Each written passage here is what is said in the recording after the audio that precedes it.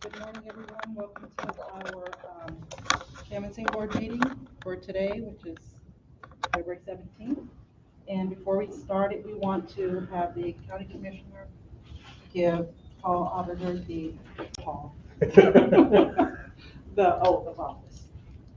We won't sign them this morning, we'll sign them tomorrow. So let's stand up. Thank you.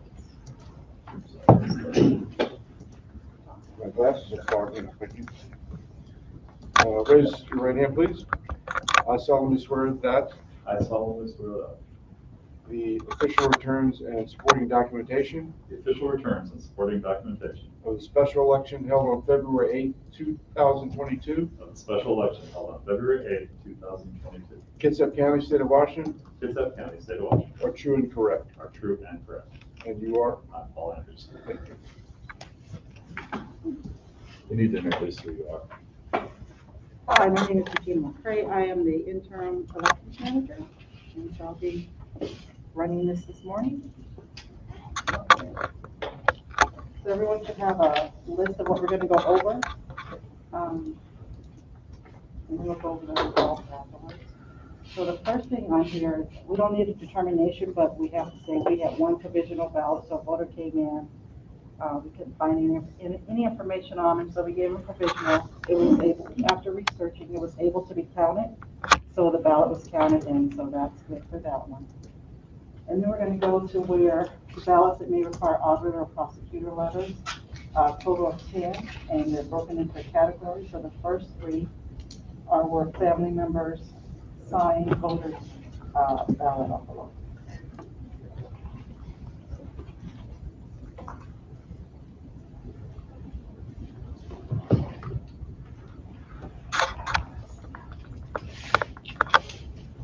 Let's get together.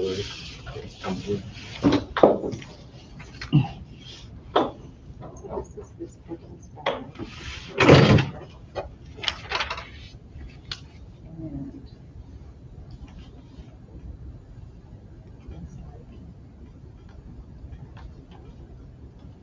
And this is the one. This is her ballot. And then this ballot. And this is. And this is.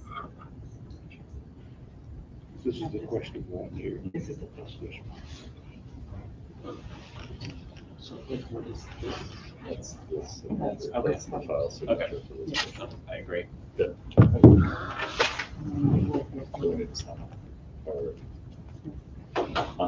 the auditor letter first. I think that this is the This first is the time. privilege, John.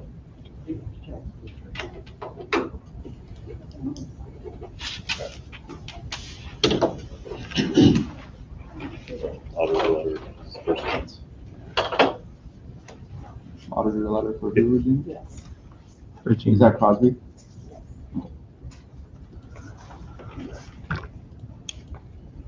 So I'm in one same situation. Here's the voter. This is the signature. So Pantheon, did it have comments? Yes, it did. Said Gaelic Pantheon, the wife called, said she's been out of state. She got a call from her husband advising her that the ballots came.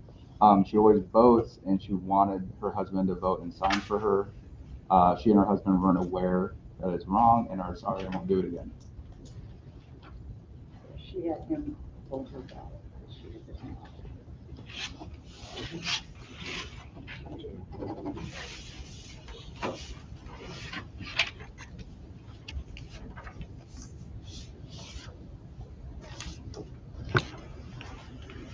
Also auditor letter. Okay.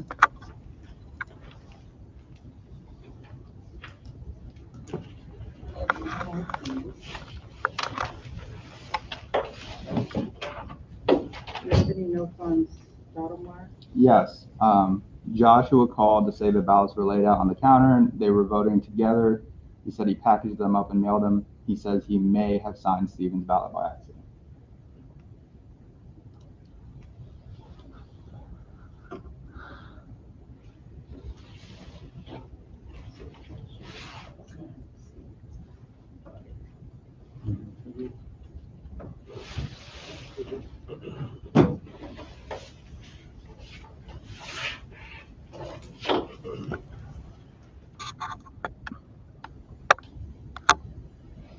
The auditor as well.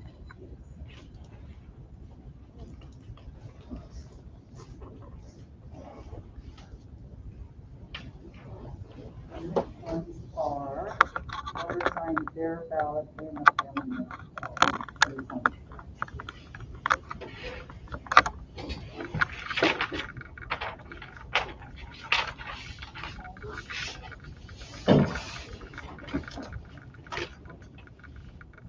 So we sent a no match person, their signature, that is what we have on file, but that's the signature we have. So we think this person, This is the signature on file. and this is what she sent back, so change it. And so we think this person. Then put, you know, as, I don't know if that's saying on her ballot.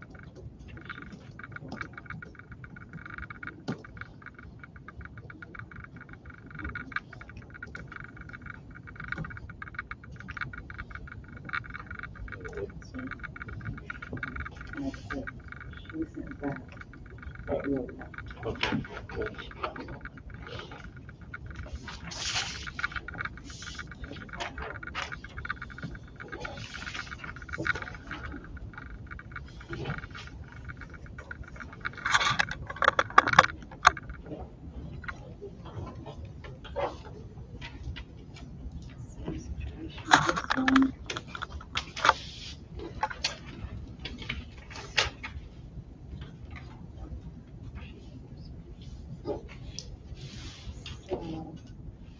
I talked to him this morning. Is that what were the notes on for Omar? For Omar is, spoke to Omar Cervantes and said it was an honest mistake, worried he was going to be arrested, won't happen again.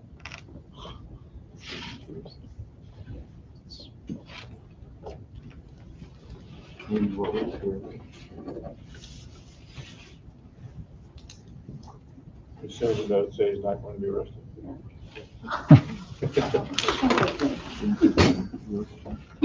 It's nice that they, seriously. Yeah, well, first thing this morning, very nervous because he got pulled something.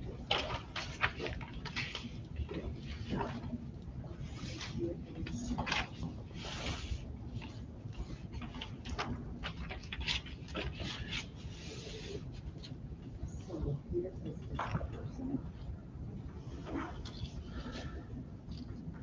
Here's this person's information. And it's like this person. We don't have any responses from her.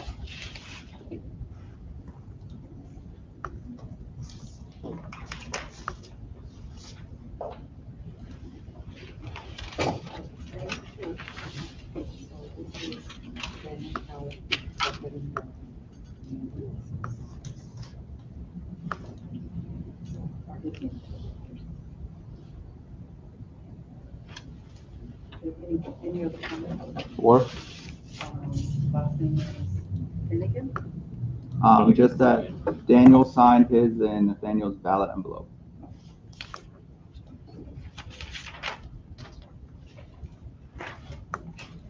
And so far, they've all been auditor letters, right?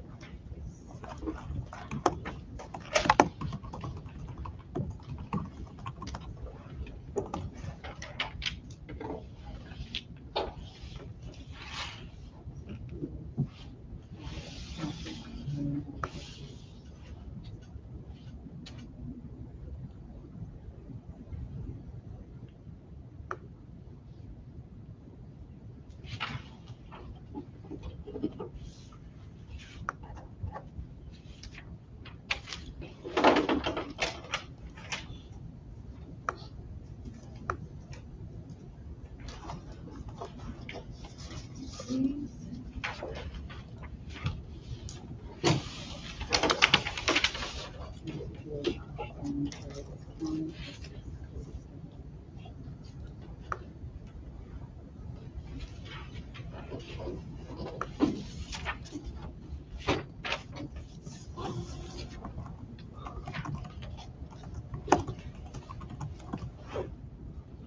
None of those is current.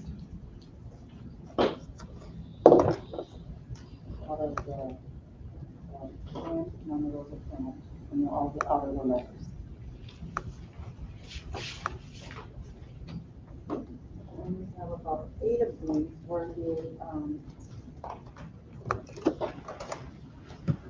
where I sent them a no match letter, we got the notice back, and it still doesn't match what we have to file. So, this is the non-signature, this is what she sent back, and that's Alex.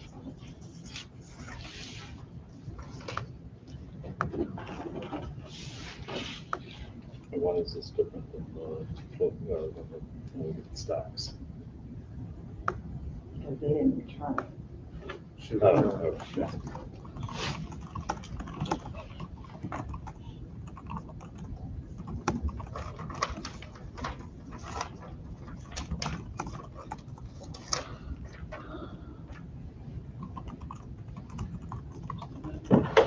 This is the non-signature, this is what they returned. And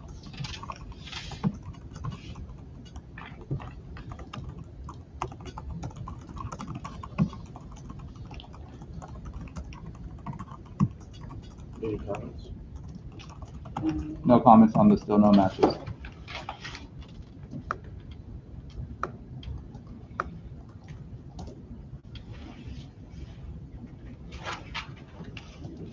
You guys know, I was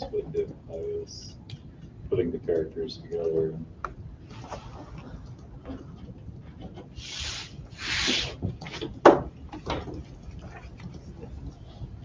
Let's see.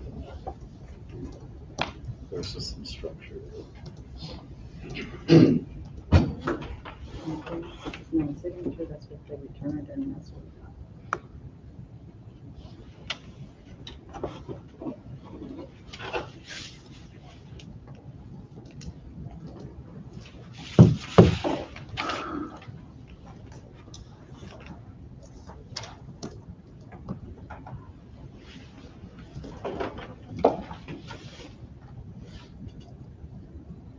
She returned.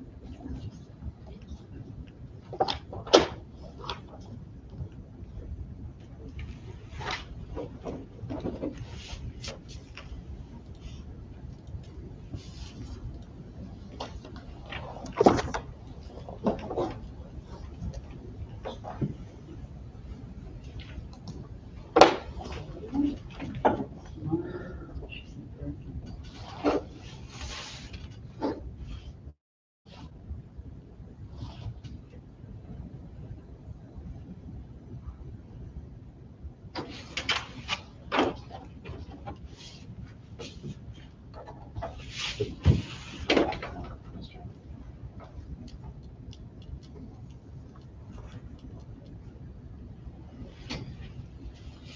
That's what we got back, which matches that.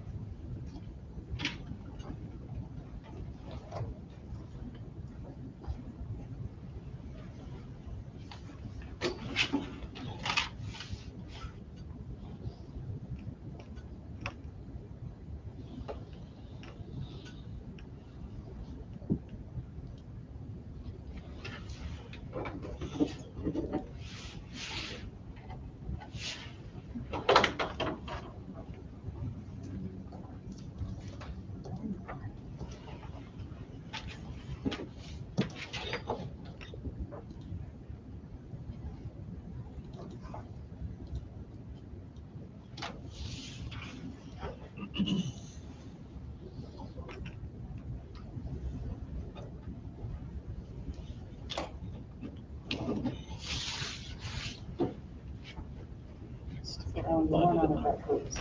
Okay. Big.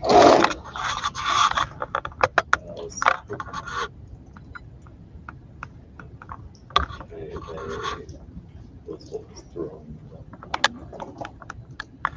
So these are no matches. I'm keeping nice and you guys go through, pass them along as you guys make your determination. I've got two. You guys recommend it.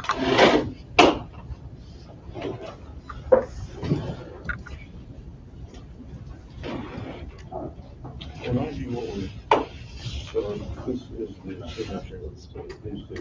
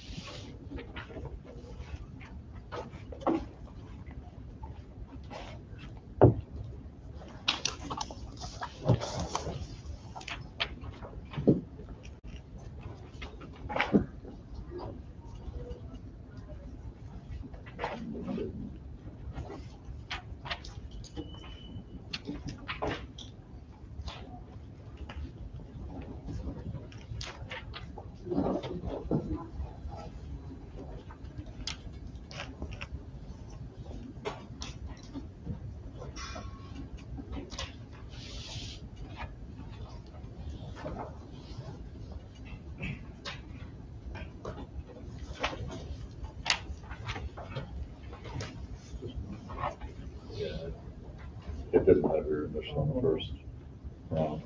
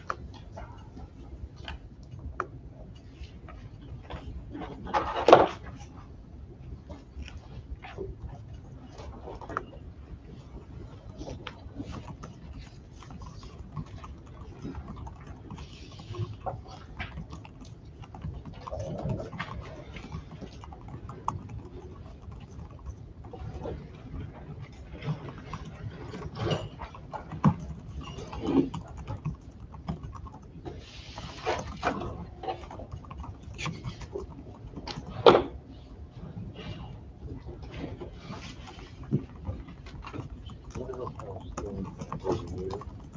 Just putting it back. They just don't have initial on it, came from them, so I was just sending it back out. Oh, this is two, okay. So I've had it for this certificate. once you send me over, back to me. They can just put it in your stack.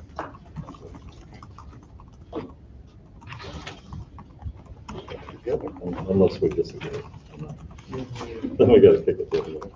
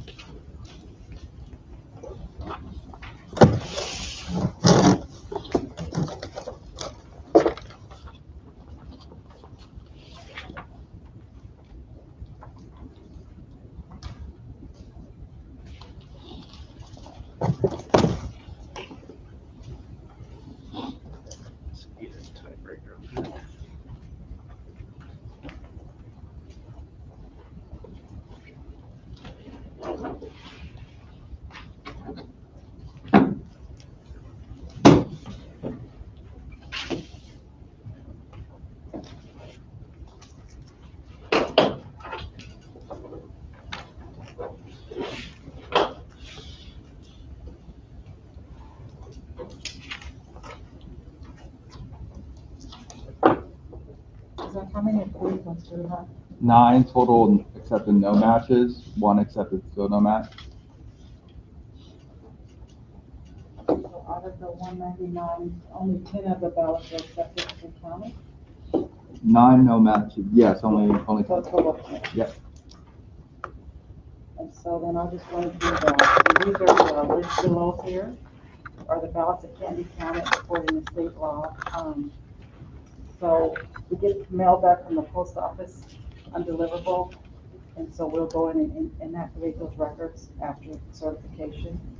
And then they can call us up if they, say, hey, I didn't get a ballot, or if we get something different from the post office, we can update their address. The forwards are where post office said, we're forwarding their ballot, here's their new address on a card that we get. So we'll go in after the election and update all of those records, and they'll get new voter registration cards to say, that's their new address. And then we had 11 ballots where those Kitsap ballots, they dropped them off in a different drop box in another county, and then they sent them on to us. And then we had one voter where they were registered in Kitsap, but they did an on-time transfer to another county. So we just forward those ballots back and forth between the counties. So we had one of those. We had 2 voters where when the ballots went out, they were in the election, but then they had an on-time address change. So that moved them out of the election. So they can't be counted, those 2 ballots. And then we had 8 ballots again where they dropped them off here and we sent them on to the county where they're registered. And then we have 41 ballots that they returned. They didn't sign the ballot envelope. So we sent them notices. If we get some back today and it matches, we'll be able to count those ballots for tomorrow's count.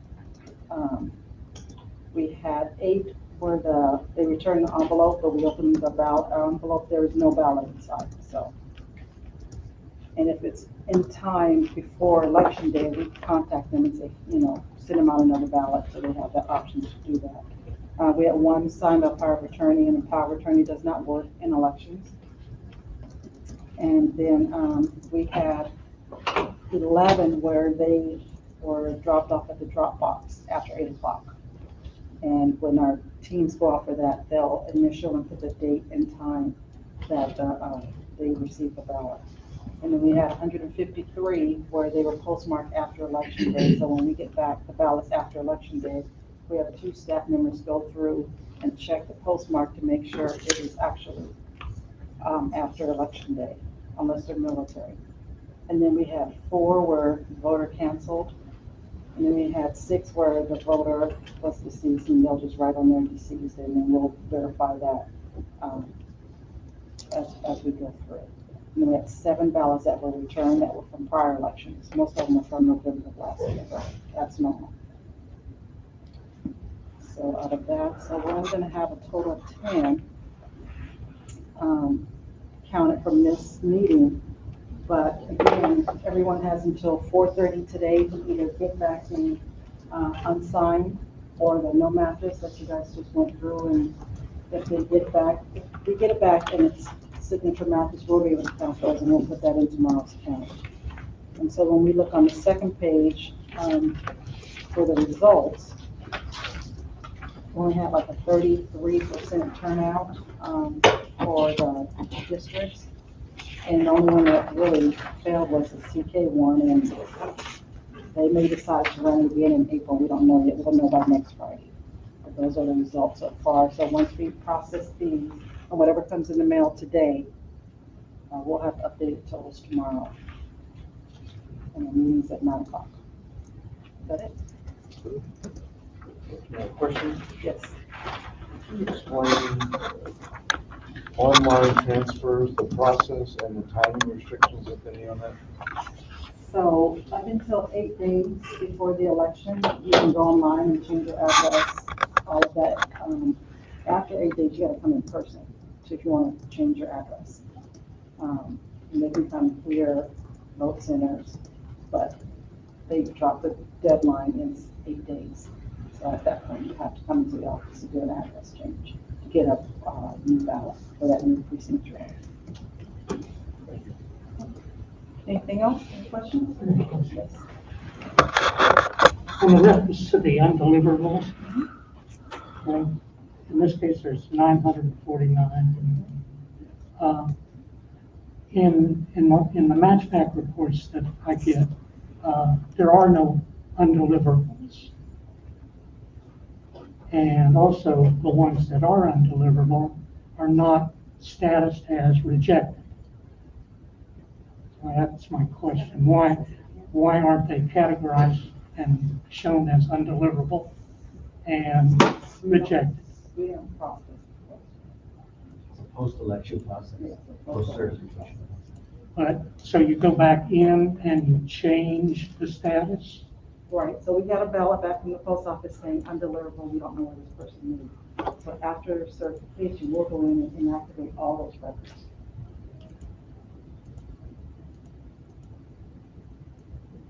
But they're not suspended. Those records aren't suspended right now. No, we're trying to process the election and get the ballots counted and then get into the voter to make sure we get the information. That doesn't happen until after the election. Okay. And with the forms.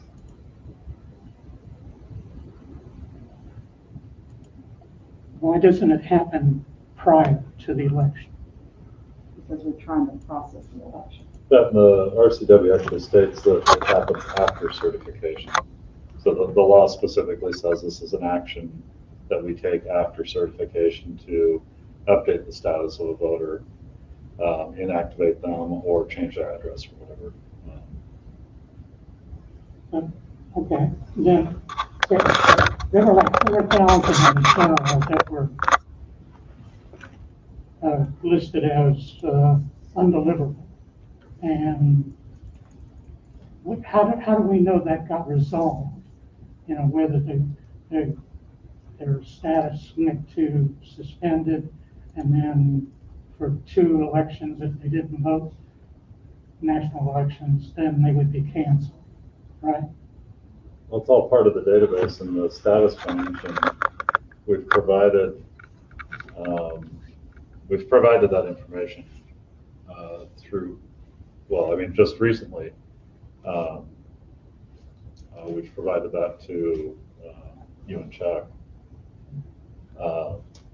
But I mean, it's all part of the process. We do maintenance on these records daily, and so this is just part of the post-election. So like the removing of voters that are inactive after 2 federal elections is a process that happens in between those election cycles. So if we, when we hit that in the January, February timeframe, we will remove the voters then that have now qualified to be removed. It's hard to track back to show which ones were undeliverable